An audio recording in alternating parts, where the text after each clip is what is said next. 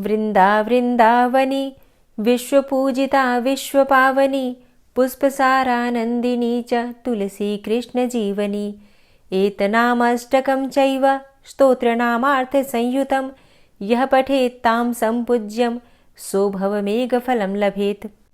जिनकी आकृति स्वरूप अतिशय शांत है, जो जगत के आधार व देवताओं के भी ईश्वर हैं, जो शेषनाग की शैया पर विश्राम किए हुए हैं, जिनकी नाभि में कमल है और जिनका वर्ण श्याम रंग का है, जिनके अतिशय सुंदर रूप का योगी जन ध्यान करते हैं, जो गगन के समान सभी जगहों पर छाए हुए हैं, जो जन्म मरण के भय का नाश करने वाले हैं, जो संपूर्ण लोकों के स्वामी हैं, जिनकी भक्तजन वंदना करते हैं, ऐसे लक्ष्मीपति कमल नेत्र भगवान विष्णु को अनेकों प्रकार से विनती करके मैं प्रणाम करता हूँ।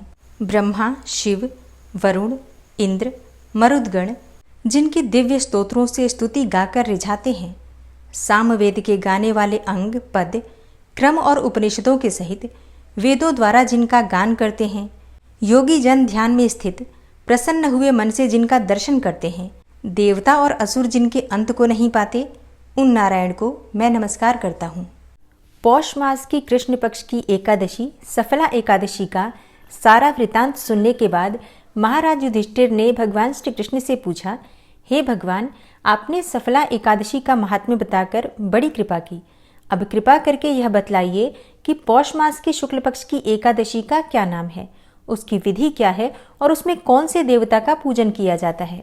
महाराज युधिष्ठिर के पूछने पर भक्तवत्सल भगवान श्री कृष्ण बोले, हे राजन, इस एकादशी का नाम पुत्रदा एकादशी है। इसमें भी भगवान नारायण की ही पूजा की जाती है। प्रत्येक मनुष्य को विधि पूर्वक पुत्रदा एकादशी का व्रत अवश्य ही धारण करना चाहिए, क्योंकि इस चर और अचर संसार में पुत्रदा एकादशी व्रत के समान दूसरा कोई व्रत नहीं है। इस व्रत के पुण्य से मनुष्य तपस्वी, विद्वान और लक्ष्मीवान होता है। इसकी मैं एक कथा कहता हूँ, सो तुम ध्यान पूर्वक सुनो।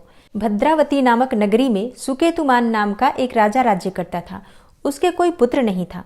उसकी स्त्री का नाम सैव्या था। वह निपुत्री होने के कारण सदैव ही चिंतित रहा करती थी और राजा के पितर भी रो रो कर पिंड लिया करते थे और सोचा करते थे कि इसके बाद हमको कौन पिंड देगा। राजा को भाई, बांधव, धन, हाथी, घोड़े, राज्य और मंत्री, इन सब में से किसी से भी संतोष नहीं होता था।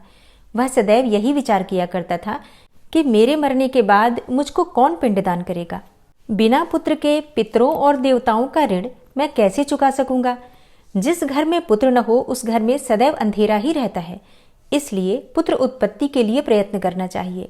राजा सोचा करता था कि जिस मनुष्य ने पुत्र का मुख देखा है वह धन्य है। ऐसे मनुष्य को इस लोक में यश और परलोक में शांति मिलती है, अर्थात उनके दोनों लोक सुधर जाते हैं। पूर्व जन्म के कर्मों से ही इस जन्म में पुत्र और धन आदि प्राप्त होते हैं। राजा इसी प्रकार दिन रात चिंता में लगा रहता था। एक समय तो राजा ने अपने शरीर को त्याग देने का निश्चय किया, परंतु आत्मघात को महान पाप समझकर उसने ऐसा नहीं किया। एक दिन राजा ऐसा ही विचार करता हुआ अपने घोड़े पर चढ़कर वन को चल दिया तथा पक्षियों और वृक्षों को देखने लगा। उसने देखा कि वन में मृग, व्याघ्र, सूअर, सिंह, बंदर, सर्प आदि सब भ्रमण कर रहे हैं। हाथी अपने बच्चों और हथिनियों के बीच घूम रहा है। इस वन में कहीं तो गीदड़ अपने कर्कश स्वर में बोल रहे हैं, कहीं उल्लू ध्वनि कर रहे हैं। वन के दृश्यों को देखकर राजा सोच विचार में लग गया। इसी प्रकार आधा दिन बीत गया। वह सोचने लगा कि मैंने कई यज्ञ किए, ब्राह्मणों को स्वादिष्ट भोजन से तृप्त किया, फिर भी मुझको दुख प्राप्त हुआ, ऐसा क्यों। राजा प्यास के मारे अत्यंत दुखी हो गया और पानी की तलाश में इधर उधर फिरने लगा। थोड़ी दूरी पर राजा ने एक सरोवर देखा।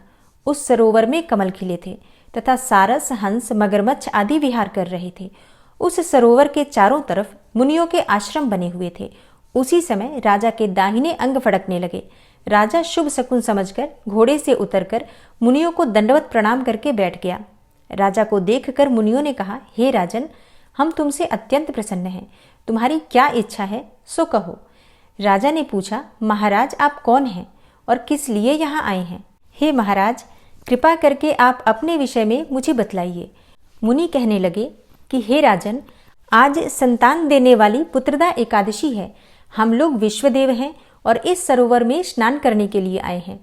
मुनि के वचनों को सुनकर राजा कहने लगा कि हे महाराज, मेरे भी कोई संतान नहीं है, यदि आप मुझ पर प्रसन्न हैं तो मुझे भी एक पुत्र का वरदान दीजिए। मुनि बोले, हे राजन, आज पौष मास की शुक्ल पक्ष की पुत्रदा एकादशी है। आप अवश्य ही इस एकादशी का व्रत करें तो भगवान की कृपा से अवश्य ही आपके घर में पुत्र होगा। मुनि के वचनों को सुनकर राजा ने उसी दिन पुत्रदा एकादशी का व्रत किया और द्वादशी को उस व्रत का पारण किया। इसके पश्चात मुनियों को प्रणाम करके महल में वापस आ गया। कुछ समय बीतने के बाद रानी ने गर्भ धारण किया और 9 महीने के पश्चात उसे एक उत्तम पुत्र की प्राप्ति हुई, जो बड़ा होकर अत्यंत वीर, यशस्वी और प्रजापालक चक्रवर्ती सम्राट बना।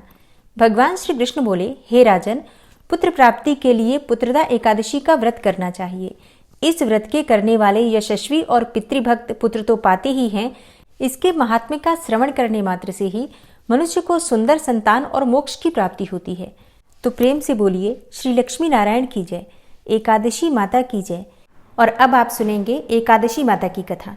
एकादशी का व्रत एकादशी माता की कथा सुने बिना अधूरा ही माना जाता है, इसलिए पूरे श्रद्धा भाव से एकादशी माता की कथा भी जरूर सुननी चाहिए। एकादशी माता की कथा के अनुसार मुर नामक एक दैत्य था। रावण और कंस की तरह वो भी बड़ा आतंक मचाता था और स्वर्ग में देवों सहित सभी को पीड़ा देता था। सब लोग उससे रक्षा मांगकर श्रीमन नारायण की शरण में गए। भगवान ने कहा, मैं उसे संभालता हूँ, तुम चिंता मत करो।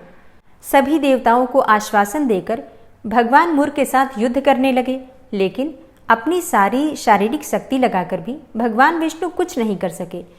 भगवान को युद्ध के मैदान से पलायन करना पड़ा। तब वे हिमालय की एक गुफा में जाकर छुप गए। मुर भी उनका पीछा करते हुए वहीं पहुंच गया। भगवान ने ध्यान करना शुरू किया और उनके मन से एक शक्ति उत्पन्न की, उनकी मानसिक शक्ति, और इस शक्ति ने बाहर आकर मुर को अपनी तलवार से मार डाला। हम जानते हैं कि शरीर में 10 इंद्रियां हैं, 5 ज्ञानेंद्रिय और 5 कर्मेंद्रिय। 11वीं इंद्रिय है मन। संस्कृत में एकादशी का अर्थ है 11।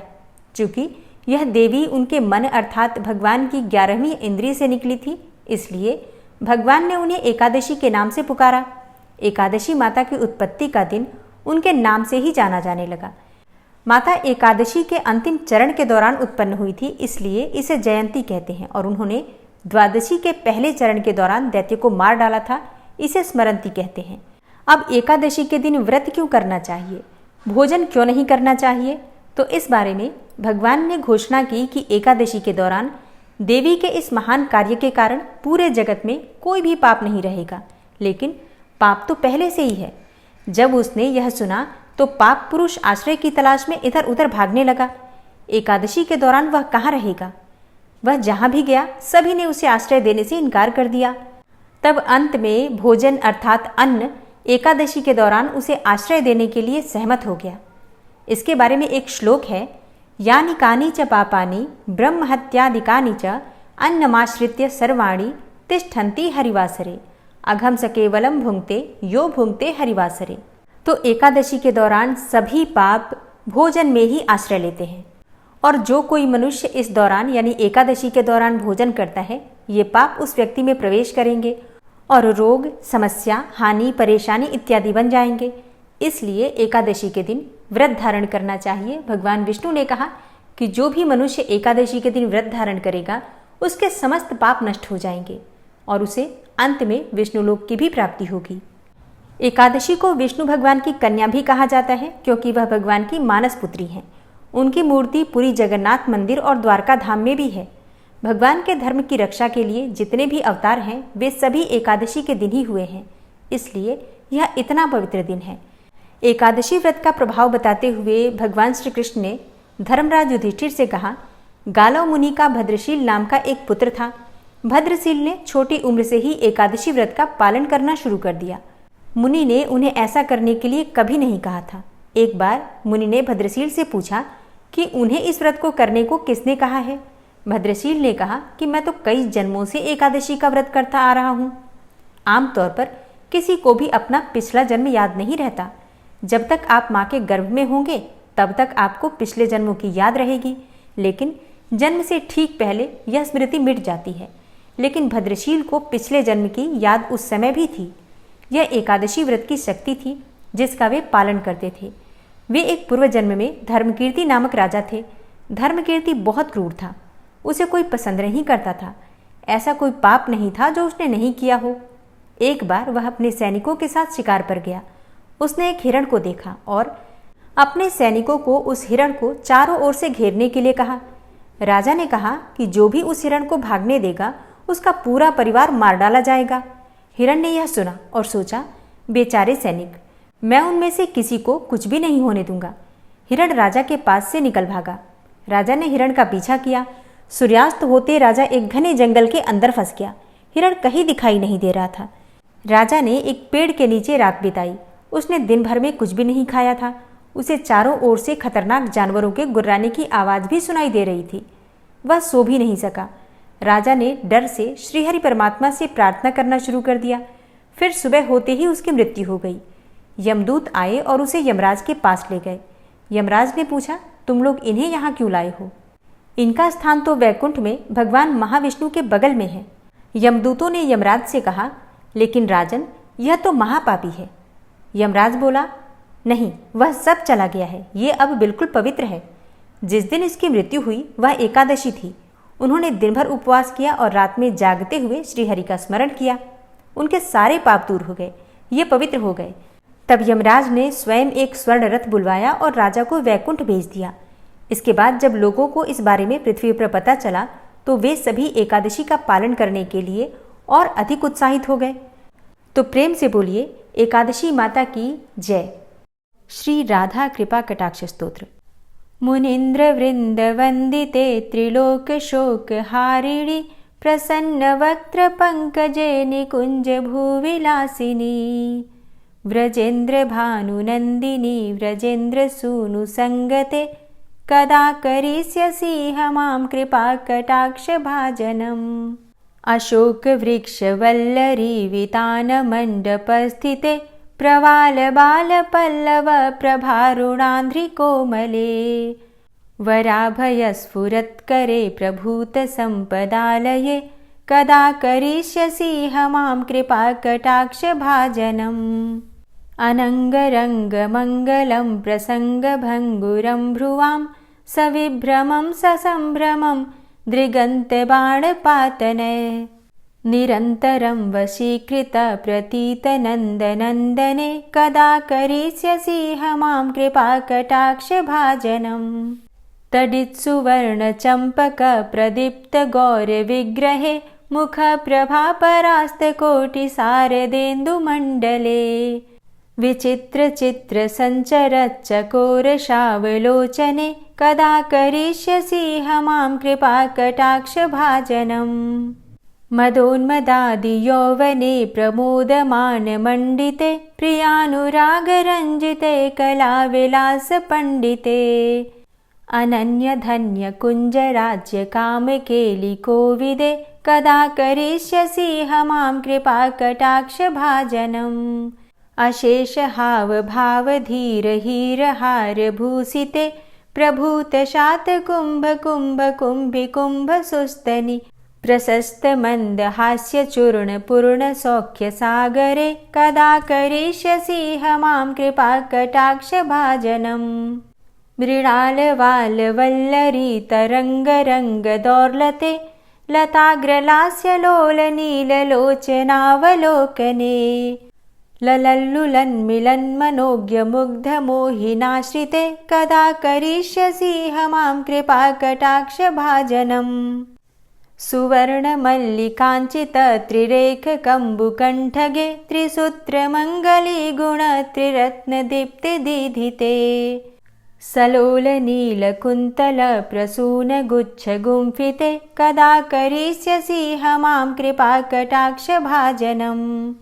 नितंब बिंब लंबमान पुष्प मेखला गुणे प्रशस्त रत्न किंकिणी कलाप मध्य मंजुले करींद्र शुंड दंडिकावरोह शोभ गोरुके कदा करिष्यसि मां कृपा कटाक्ष भाजनम्। अनेक मंत्रनाद मंजुनूपुरारवस्खलत् समाज राजहंस वंश निक्वडाति गौरवे विलोल हेम वल्लरी विडम्बि चारु चंक्रमे कदा करिष्यसि मां कृपा कटाक्ष भाजनम्। अनन्तकोटिविष्णुलोकनम्रपद्मजार्चिते हिमाद्रिजापुलोमजा विरिञ्चिजावरप्रदे अपारसिद्धिरिद्धिदिग्धसत्पदाङ्गुलीनखे कदा करिष्यसि मां कृपाकटाक्षभाजनम् मखेश्वरी क्रियेश्वरी स्वधेश्वरी सुरेश्वरी त्रिवेदभारतीश्वरी प्रमाणशासनेश्वरी रमेश्वरी क्षमेश्वरी प्रमोदकाननेश्वरी व्रजेश्वरी व्रजाधिपे श्रीराधिके नमोऽस्तु ते इतीममद्भुतं स्तवं निशम्य भानुनन्दिनी करोतु सन्ततं जनं कृपाकटाक्षभाजनम् भवेत्तदैव सञ्चितत्रिरूपकर्मनाशनं लभेत्तदा ब्रजेन्द्रसूनुमण्डलप्रवेशनम् जय जय श्री राधे, जय जय श्री राधे। दोस्तों, पौष मास की पूर्णिमा तिथि, सकट चौथ और गुप्त नवरात्रि के विषय में जानना चाहते हैं तो चैनल पर वीडियो अपलोड हो चुकी है, ज़रूर देख लीजिए। चैनल पर पहली बार आए हैं और अगर अभी तक आपने चैनल को सब्सक्राइब नहीं किया है तो आज की वीडियो अगर आपको अच्छी लगे तो चैनल को सब्सक्राइब कर लीजिए और बेल आइकन को ज़रूर प्रेस कर लीजिए। तो इससे ये होगा कि इस चैनल पर आने वाली सभी वीडियोज़ की नोटिफिकेशन आपको सही समय पर प्राप्त होगी। मिलती हूँ मैं आपसे अगली वीडियो में, तब तक के लिए जय श्री राधे।